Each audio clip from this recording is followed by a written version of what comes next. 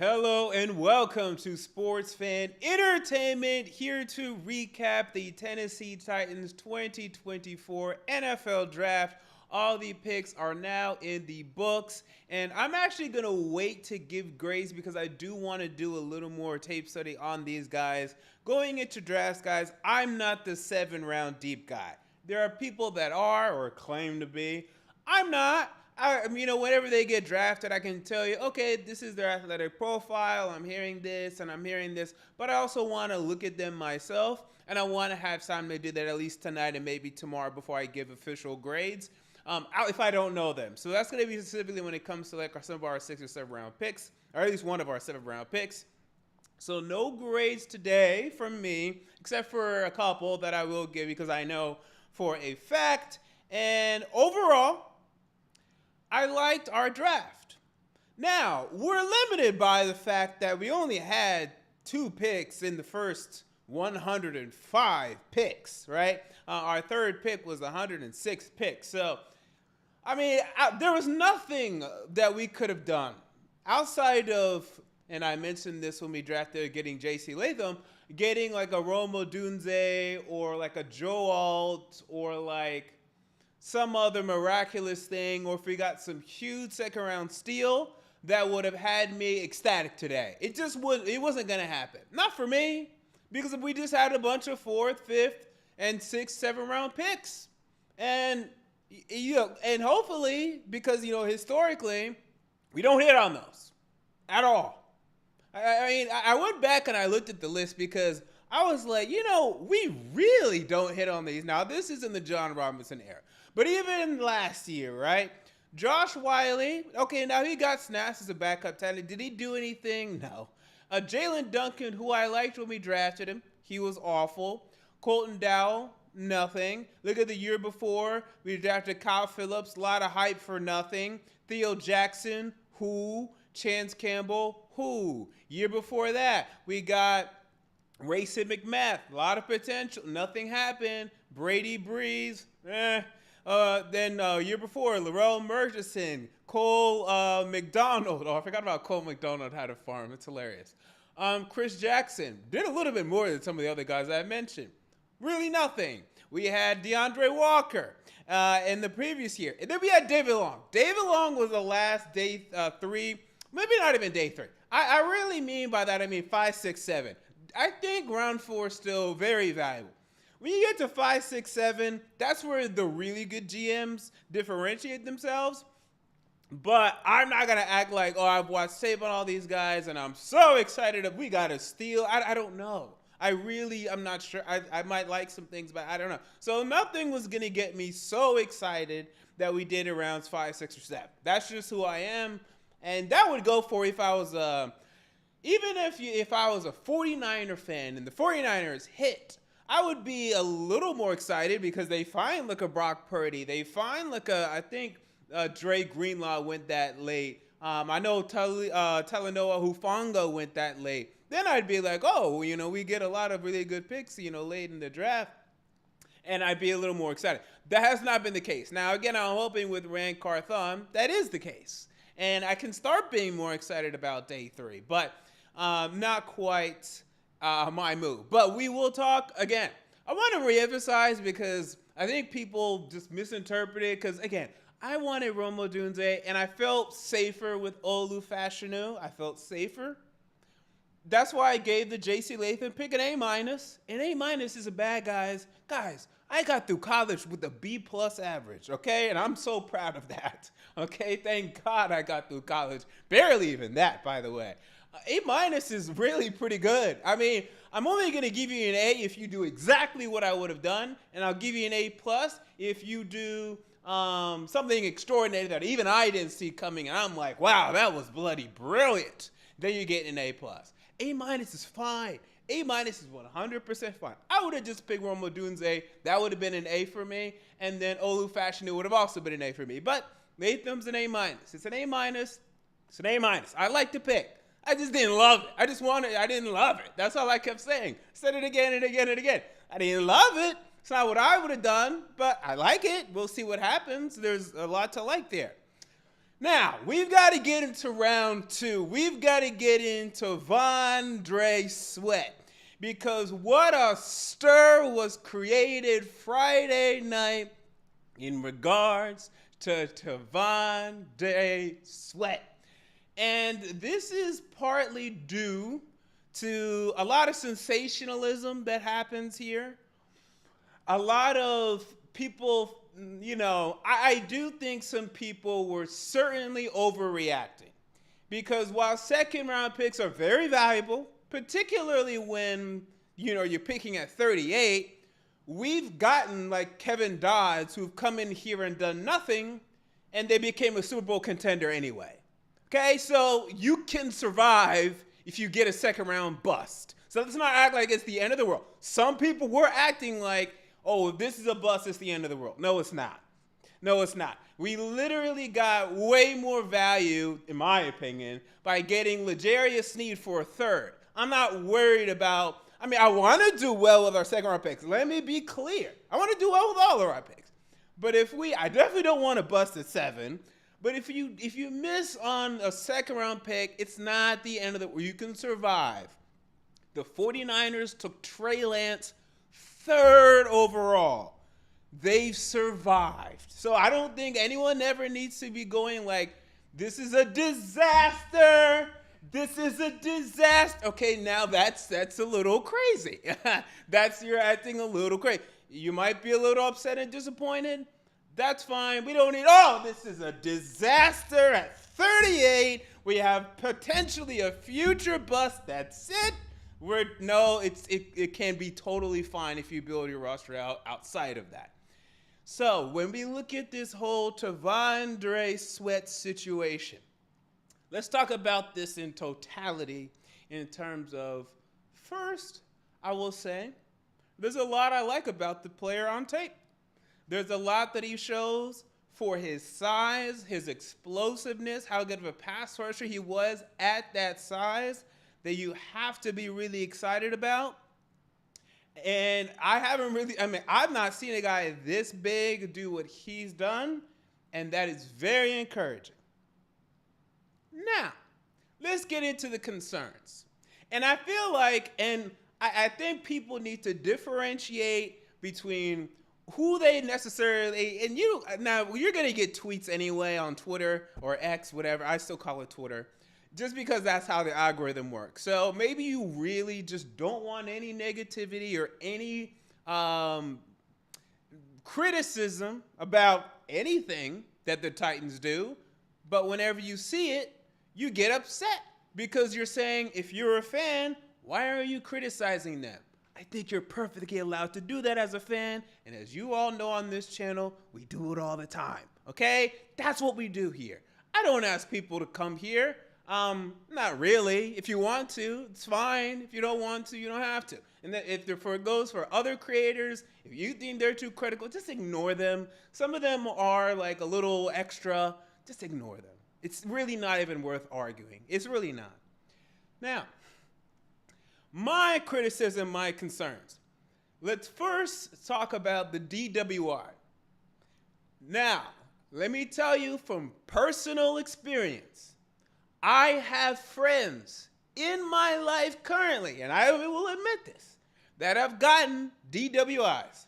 Even one of my closer friends has gotten 2. All of these, by the way, have been in the past. At least now 3 years. And I'm 27, by the way. All of these basically happened when we were like 21 or 22. Because when you're that young, and I don't know when people necessarily start drinking. Some people start drinking in high school. Some people start in middle school. You don't really know your limits. You're an idiot. You don't know. You're just an idiot. You're susceptible. You think you're not going to get caught until you get caught. So he got caught. I don't want to be non-sympathetic to anyone out there that has lost someone due to a DWI, DUI circumstance situation. Luckily, I've not had that happen to me, but I know there's a lot of people out there that are watching right now that you can't stand anyone that gets DWIs or DUIs. You think it's so stupid and egregious, and you've had things happen to you or your family members to where it's impacted you, and I don't want to minimize that at all. I'm just saying at that age, 21, 22, it happens a lot. That's why I criticize like a Todd Downing, because dude, you're way too old. Now you know. But at 21, 22, you're a college kid. You think you can come home from a college ball. You think you can drive. And he blew a .104. Now, he's a big boy. So that is going to be more drinks than the normal person. For the normal person, that's like 4 or 5 in an hour.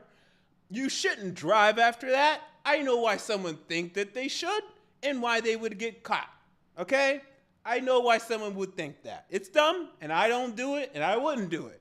But I can see that. So I actually am completely willing to let it slide, and now he's going to have the Titans DUI program or Uber program where he can always get Ubers whenever he wants. That's not a problem. When people say that he's a partier, well, guess what, guys? You're looking at a partier. Now, I don't party as much as I used to, but in college, particularly my senior year of college, people would say, oh, Munoz a party. Which for me meant, oh, he's going to be out Friday, Saturday night. Oh, 100%. I mean, unless if he just has like a big exam or something, it's senior year of college, oh, he's going to be out Friday, Saturday night. Oh, pregame at Munoz. Or pregame at MJ's. 100%. 100%. I don't think there's anything wrong with that. I mean, unless if it's just overboard. So overboard to me is like Johnny Manziel. So Johnny Manziel, it was during the week. It was like, oh, he would drink on like a Tuesday. Okay, that's a little wild. You shouldn't be doing that. If he just likes to party, or he has, which for him, he shouldn't be doing it on Friday night because obviously he has games on Saturdays. But let's say their day off. They probably have the day off on Sunday. And he goes out Saturday night. I know it's a party at Tavondre's, or it has been. He's 21, 22 years old.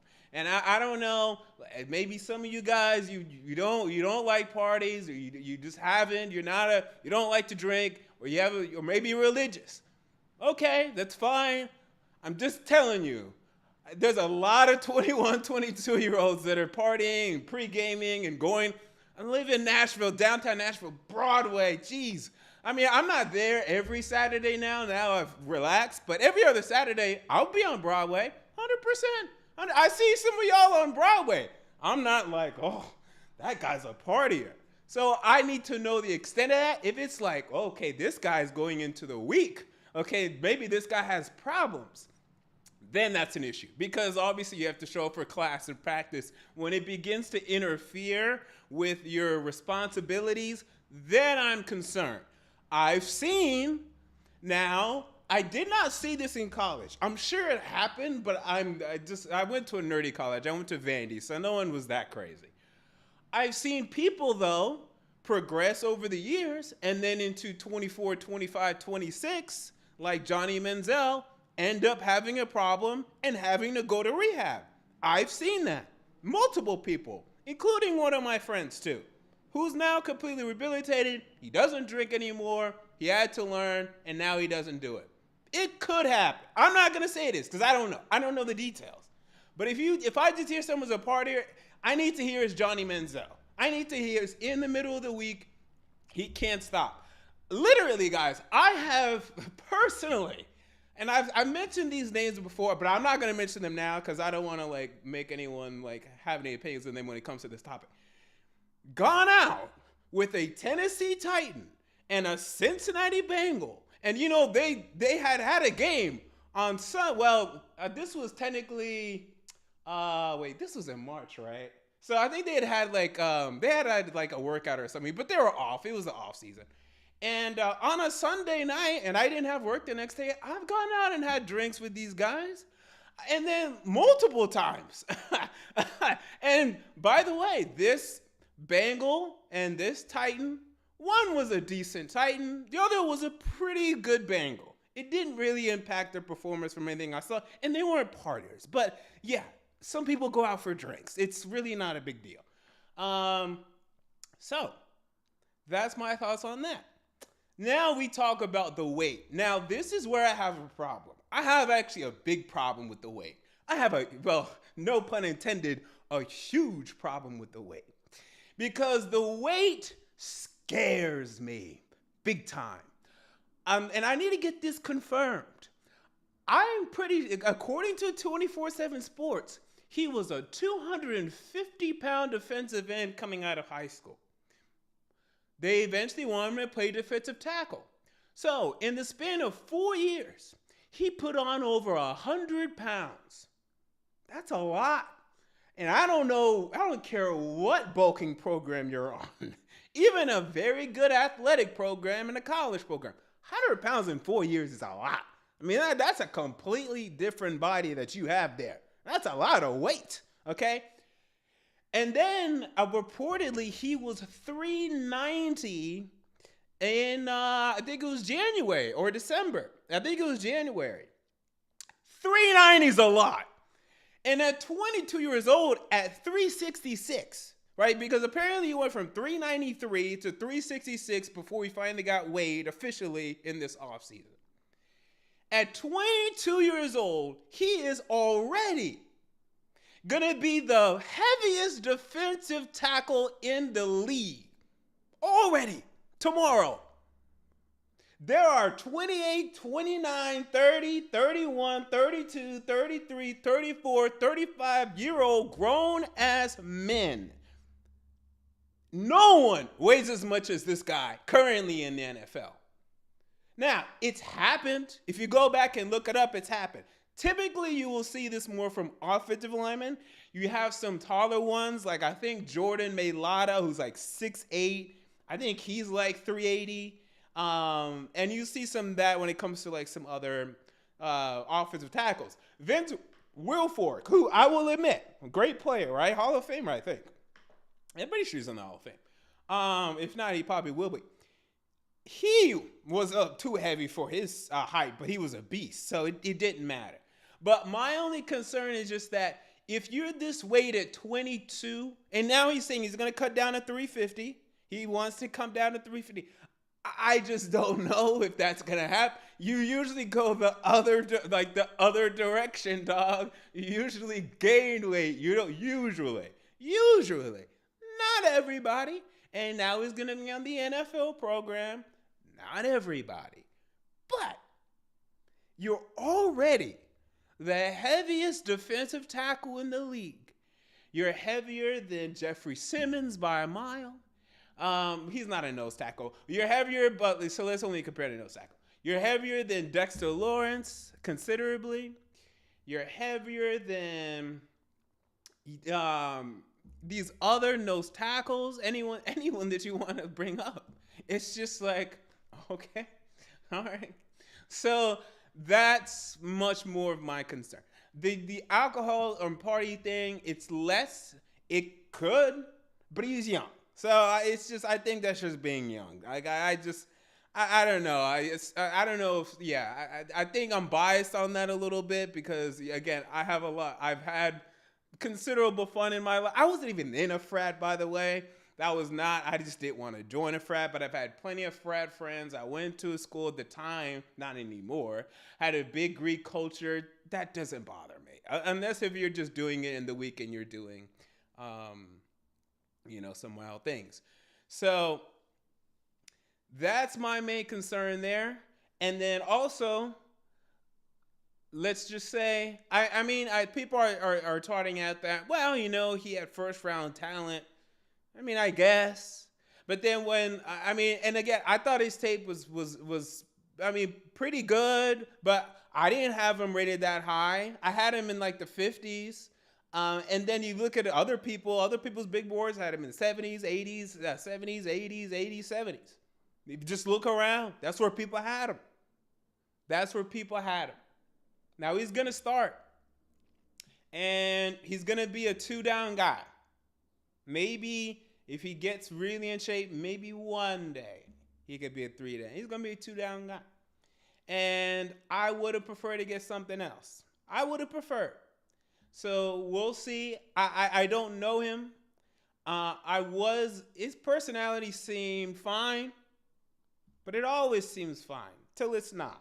And also, I know someone that dated Isaiah Wilson before he like actually like got in trouble and everything. I didn't ask her at the time because actually I didn't even know until afterwards. And she had proof and everything. I was like, wow, I didn't know you guys were dating. It was like low key and it was very short. But I hear some similarities there in some of their personalities in terms of what I've seen and what Isaiah Wilson displayed. Some, not all, not many. I'm just saying there's some. So it's interesting. Just it's scary. So I think people are allowed to be scared. I don't think it's a disaster. If it doesn't work out, hopefully one of these other guys works out and it cancels out. I just would have picked someone else. And I think people have every right to not like the pick, well, you don't have to like the pick. You don't have to like any of these picks. It's really up to you. All right, so that's it on T'Vondre Sweat. We move on to Cedric Gray. So this is where I think everyone is like, okay, we can all agree we're happy. Inside linebacker out of North Carolina, a guy that was extremely productive at North Carolina. In fact, I think he was like the most productive linebacker in the ACC. I know at least this year. He definitely was, and in the draft coming out. I like his measurables. He seems like a perfect fit next to Kenneth Murray.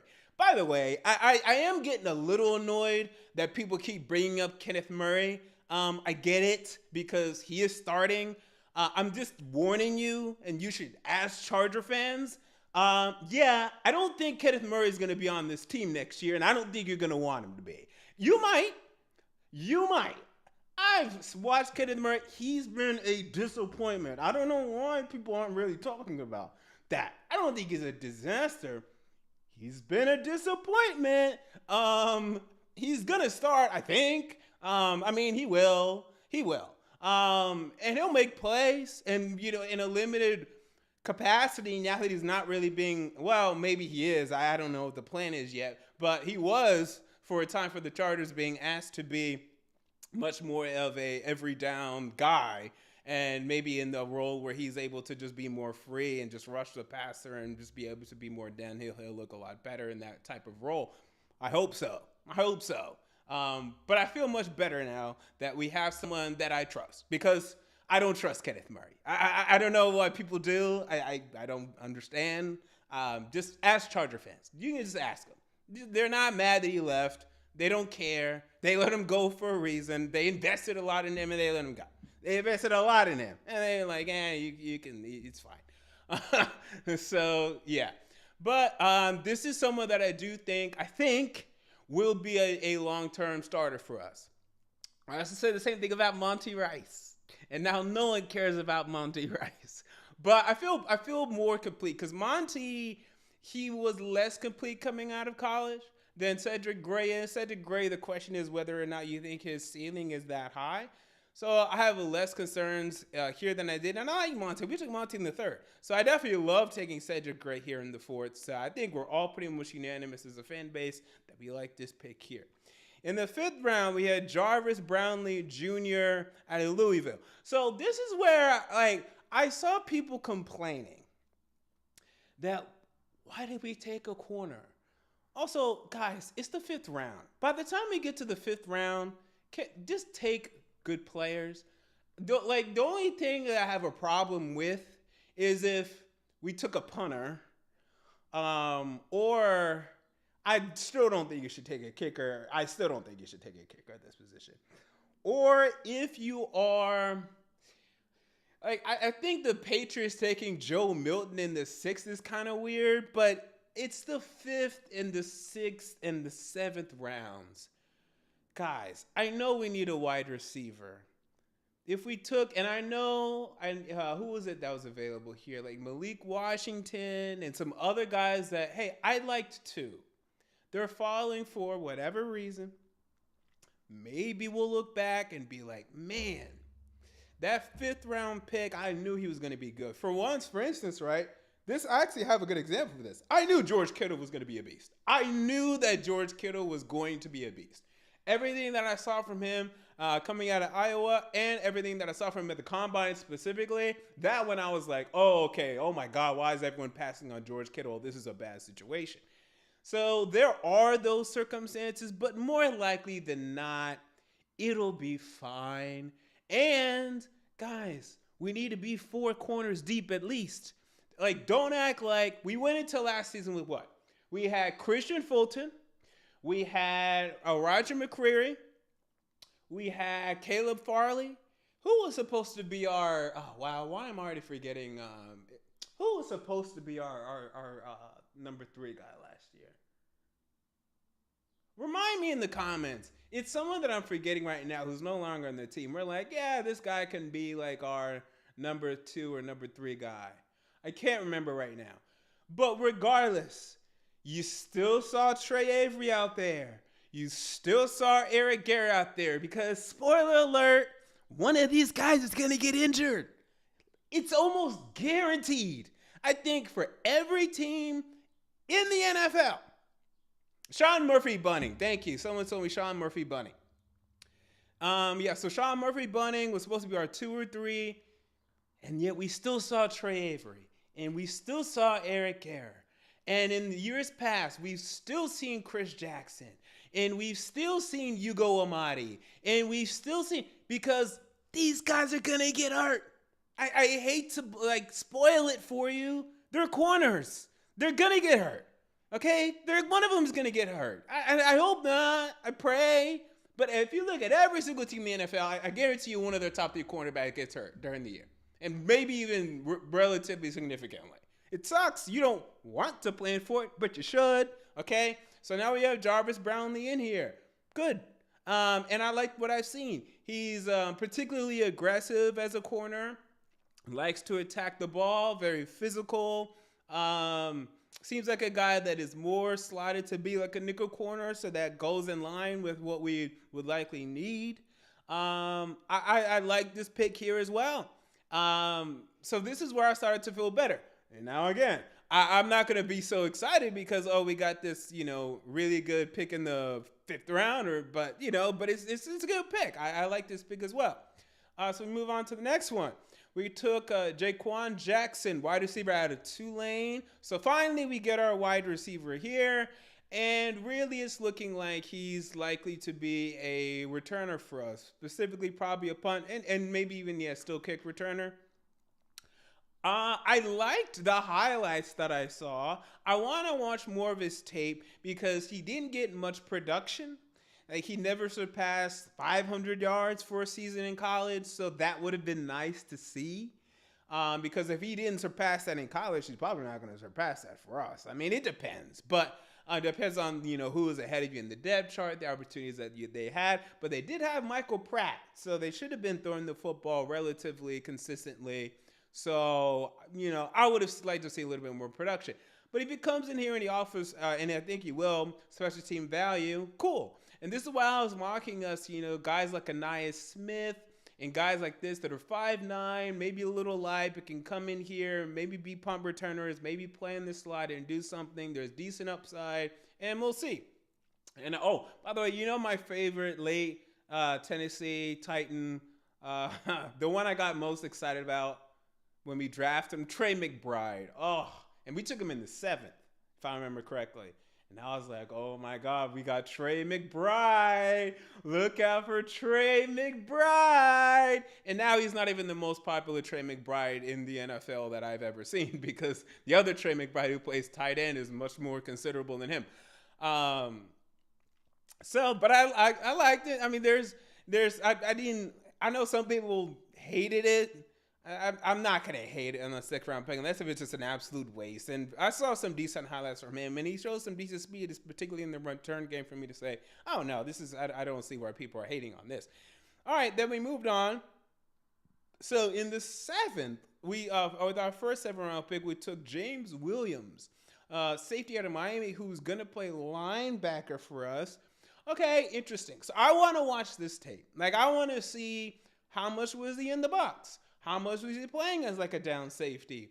How physical is he really? People are telling me that yeah, he's particularly physical, and yeah, this is where I'm not giving grades and particularly anything in depth because again, I haven't watched these guys. I don't watch Miami. I'm not I'm a volunteer. Well, not a volunteer. I'm a Vanderbilt Commodore fan, and I'm a college football fan ish, but I'm not gonna sit down and really watch Miami like that. But I've heard decent things. We needed a safety. Now, when we get to this point, though, and this is why I say this, particularly when it comes to these rounds, because okay, we need a safety. And sorry, I got the white screen. I have to pull up my program again. I still need to figure out why this happens. Um, but what? But he's not. He's technically gonna play linebacker for us. So it doesn't even really matter if they really like him. They think he has potential at linebacker, and that potential has not been tapped. It's worth taking a shot at, and we'll see how he converts. And then with their second pick, now I actually know this guy. They took Jalen Harrell, the edge out of Michigan. So I don't really know why people weren't big fans of him because I mean I saw him do some considerable things at Michigan. I saw him, consistently make somewhat of an impact. So I'm actually decently intrigued by this. Now, Michigan had a lot of dogs, so a lot of people ate. I think he ended up with 7.5 sacks last year, but he was one of their most productive edge rushers last year. So I like hearing that. And some of these guys they may not translate athletically, but athletically he had actually pretty good scores. So athletically he was there. I don't know if it's much more of like a mental thing or whatever, but he led Michigan in sacks. He was productive for them. I don't know how much of a complete edge rusher he is at this point, but that's something that excites me. So I like getting that in the 7th round. Give me that. I actually absolutely love that. So that's one of my more interesting picks and something that I want to see. But again, I really like DeAndre Walker when we took him in the 5th and nothing happened. And I think that was also partly due to injuries, but yeah, nothing happened. So, with the later rounds, guys, you never really know. It's all crapshoot at this point. There's a reason why they fell. So we'll see. I think we did do a solid job there. And I think Brand Carthon overall did a solid job. I wouldn't have took Latham, but it's still, I like the pay because it's an A minus. And then the Tavondre, I didn't grade it. If grading it, I honestly give it a B minus. Maybe even a C plus, but I'll give it a B minus. I really wouldn't have done it. There are some other players that I trusted way more at that point, and it's just too many questions for me. In fact, kind of want to give it a C plus. Yeah, I'm giving it a C plus. Now I've given C pluses before. I think what like the worst grade I've given us, and I was just wrong. Let me think about it, because I'll admit I've been wrong before. I did not like when we took Jack Conklin. I definitely didn't like. That was a while ago. Let me think of one more recent than that. I didn't have a problem with any of our picks last year. But Will Levis, I gave a B, and I wasn't excited about that. I was like, oh, but there's potential here. Like I get it. Yeah, last one I gave like a C plus, and I was like really adamant, like, oh, I don't think, oh, Darrington Evans, but I was right. I was 100% right. He was nothing to me on tape, and I was 100% right on that. Oh, and also Nate Davis. I did not like Nate Davis coming out of college. I didn't like him at all, and I was wrong on that. So I've been wrong before. Usually I'm more okay because I don't give like D's. We don't do anything that crazy. We haven't done anything that crazy historically. Things I've disagreed with, but nothing that crazy to where I've ever given us like a D. In hindsight, maybe if I was doing this and I wasn't at the time, I would have gave Jake Locker a D because I knew that was a disaster waiting to happen. But yeah, it's really hard for me to give it to you. You'd really have to do something crazy. I know everyone's like, by the way, this is not our team, upset at the Falcons for taking Penix. Okay, it's stupid because, they took, because they paid Kirk Cousins. I think it's really smart, though, but it's going to pay off. I just don't know why you paid Kirk Cousins. If you wanted Penix, you should have just said, hey, we're going to take Michael Penix. And then now let's go spend money in free agency elsewhere and build around Penix. But now you're going to be paying Kirk and you're going to be paying Penix.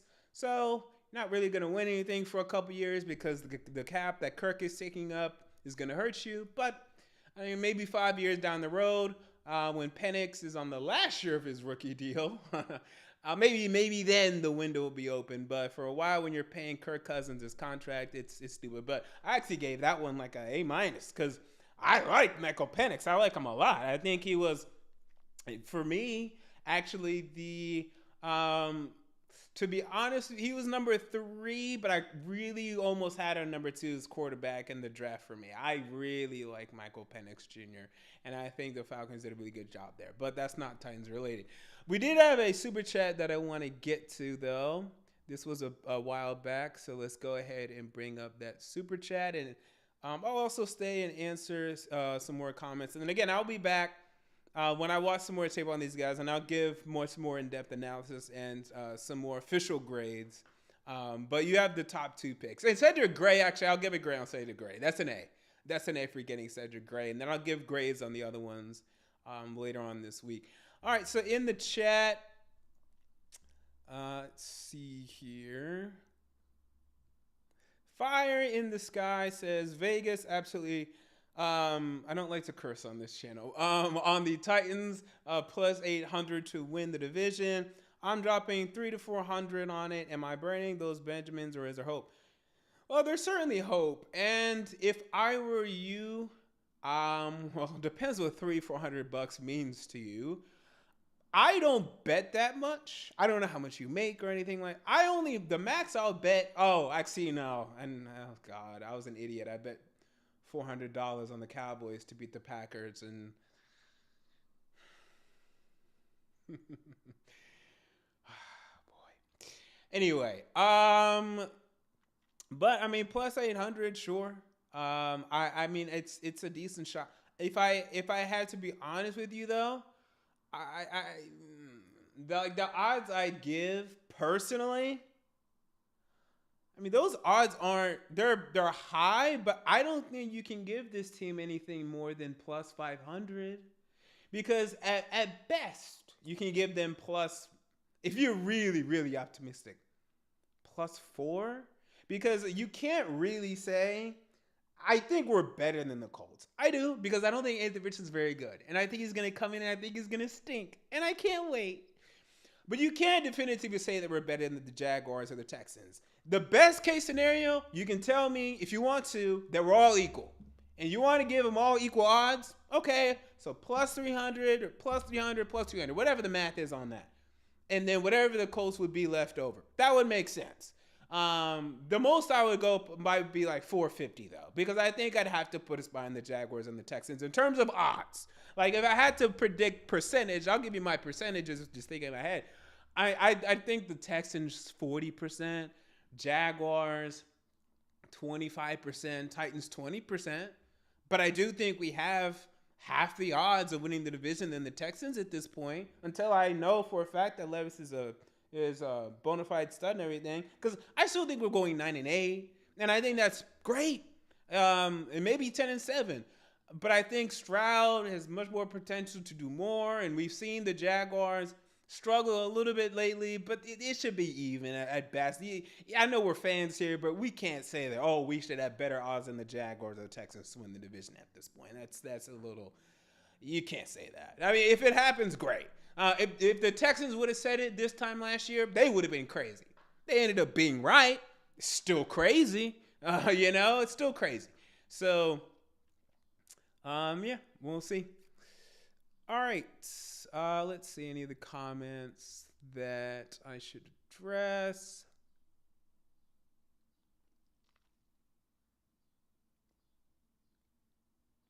Groundbreak missing NFC point. I bet if we had a 3rd round pick, we would have waited to take Sweat. I don't know if that's true, but I do think, I mean, apparently we had offers to move down. So that would have made a lot of us feel better. Yeah, it would have made a lot of us feel better, that's for sure. But I don't know if that's true. I don't. I think they want to Sweat, and I think they knew Sweat was going to be there, and I think they took him there for a reason. That's who they identified that they like, and I hope that they're right. And I mean, and without a doubt, it's when Sweat is out there, which is going to be primarily first and second down. He and Jeffrey Simmons are going to be a lot to deal with. So our run game is going to look very good. But that third down is still kind of important, and one we've kind of struggled on. And look, we have a better secondary, so it doesn't really matter, I guess. But if Sweat is not going to be out there, and I don't know if they said anything on that, is Sweat going to be out there on third down? Because if it's not, I mean, guys, it's just kind of a lot to like, especially in this day and age. Now, like Vita Vea, and that's another nose tackle who, by the way, still doesn't weigh as much as Sweat. And Dexter Lawrence, they can make plays on pass rushing downs, though. So I need Sweat to do the same, and he has the ability to do that. So hopefully we're able to see that. Let's see.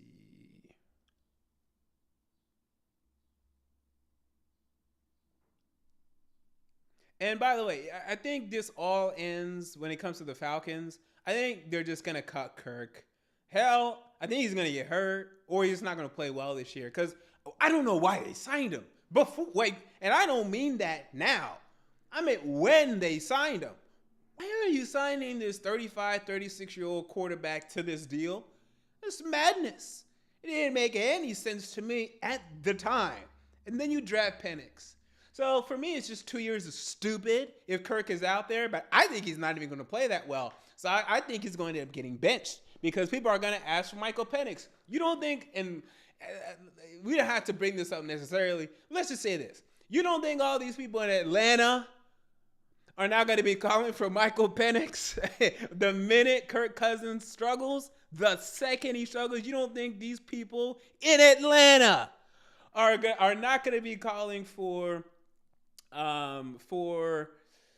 Kirk Cousins? You know, I mean, come on, guys. Oh, and also I wanted to bring this up. I heard people saying, well, you know, by the way, Jeffrey Simmons, this guy is going to mentor Tavondre Sweat. Jeffrey Simmons is a grown-ass man. Jeffrey Simmons is going to come out, as he should, as most do, and say whatever the hell he has to say.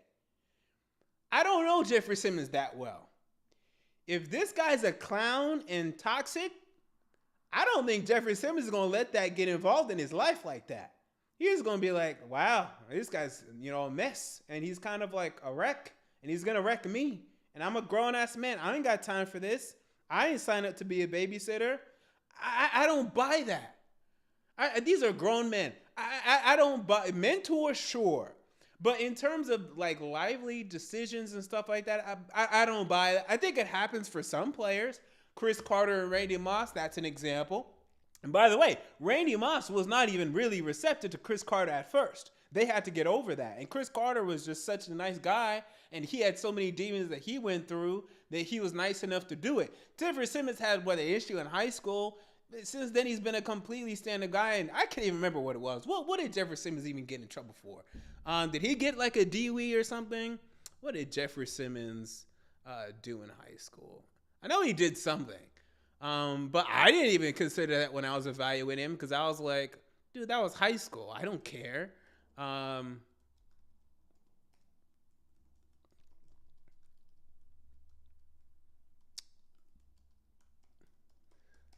What did Jeffrey Simmons do?